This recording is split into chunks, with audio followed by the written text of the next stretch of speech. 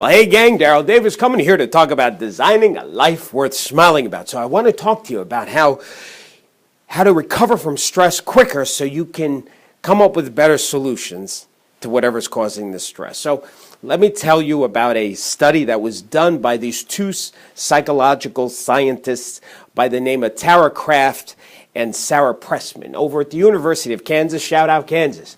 What these scientists did is they took a group of 169 people and they had them do these several multitask exercises to induce stress. Now, the participants didn't know that the purpose of the thing was to create the stress, but this is, for example, one of the things they were told to do was with the non-dominant hand to trace a star while staring in a mirror at the reflection. Just thinking about it gives me a little anxiety.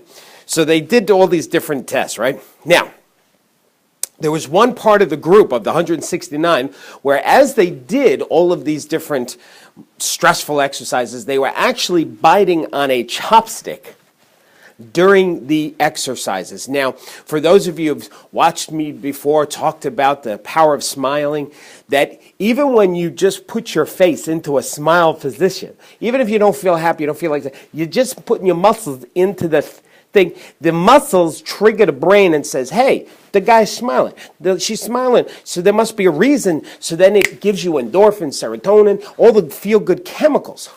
Now, at the end of the study, they measured the participants' blood pressure, heart rate, some chemical reaction, things that are associated with stress. Here's what they found. The people that were biting on the chopstick while they were doing the exercise, they recovered from the stress much, much quicker than the other folks who didn't bite on the chopstick. Now, so just putting the face in it to smile, like you can recover quicker from stress. But here's why this is important.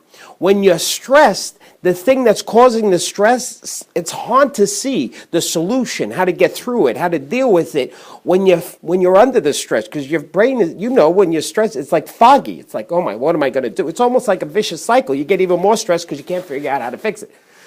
So if you can reduce the stress and anxiety quicker, you can be much, much more effective in coming up with the solution to the thing that's causing the stress. So there you go. That's why I tell people you got to carry a pencil or something. This is why I carry a pencil with me like this, because sometimes I have very you can tell I've been using it a lot. Anyway, so make sure that when you're dealing with stress, just smile, smile. Smile through and you'll come up with solutions. You'll feel better. I hope this helped you. Have a wonderful day and don't forget to keep smiling.